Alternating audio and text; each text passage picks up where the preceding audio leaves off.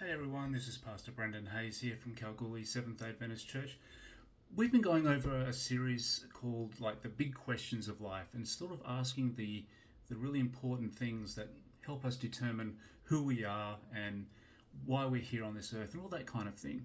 And the first question we decided to go through was the question of, does God exist? Now, when I think of this question, there's a movie called The Invention of Lying.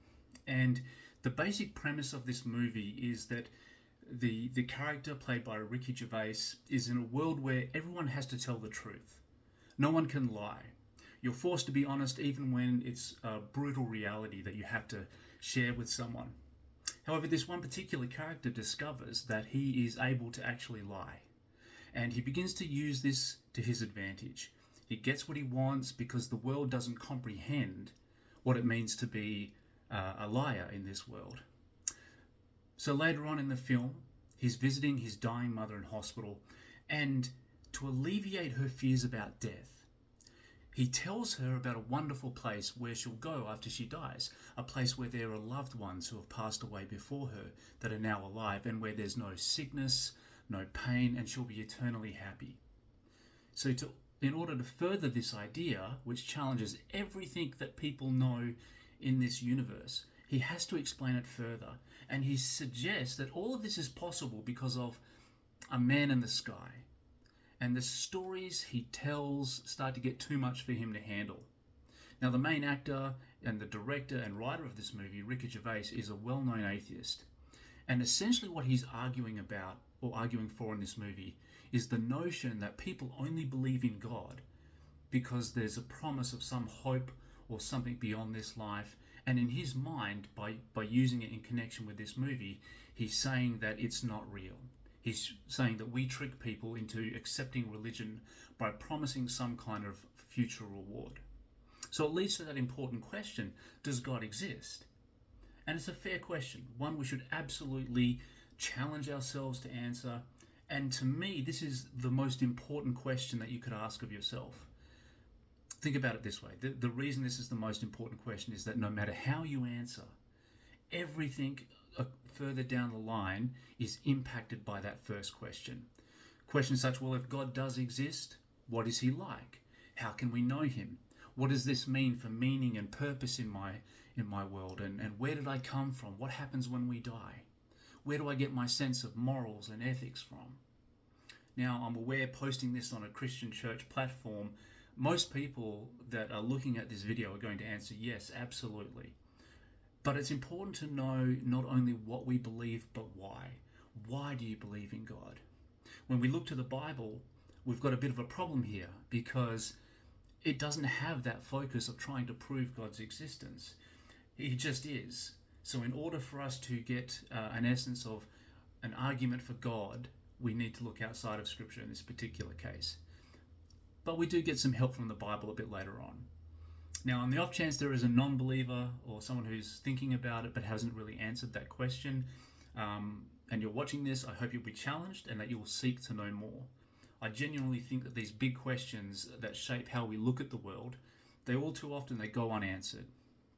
Now, obviously, this is a difficult thing, trying to formulate ways to prove that God exists. Fortunately for me, wiser men than me have come up with some articulated, solid reasoning to believe in God.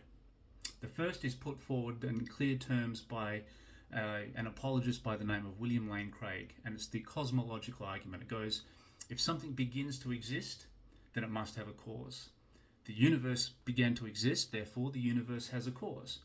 And Craig explains it further, suggesting that the cause must exist outside of time and space, be immensely powerful as well as personal, leading to a strong case for God's existence and involvement in this universe. Now, a similar idea to that one is the teleological argument, which suggests that the fine-tuning of this universe can only be the result of either necessity, chance, or design. The possibility of chance is unlikely, probably too unlikely to be possible. So that's kind of ruled out as a possibility, and we don't actually need to exist. So the best solution, or the best possible reasoning for why we are here in this universe is design.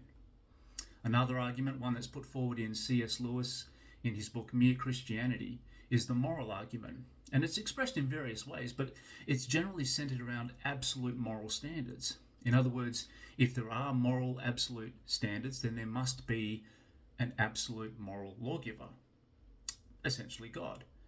And because we do believe, or I believe at least, and many others do as well, that absolute moral laws exist, God must exist as well.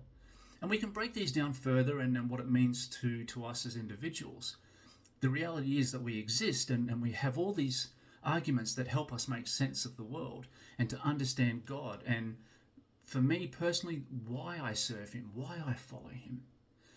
And while the Bible doesn't attempt to go out of its way to prove that God exists, it accepts that he is, it does reinforce those arguments. In Psalm 102:25, we read, "In the beginning you laid the foundations of the earth, and the heavens are the works of your hands." Psalm 19:1 says, "The heavens declare the glory of God, the skies proclaim the work of his hand." And in Deuteronomy 32:4, we read, "He is the rock, his works are perfect, and all his ways are just."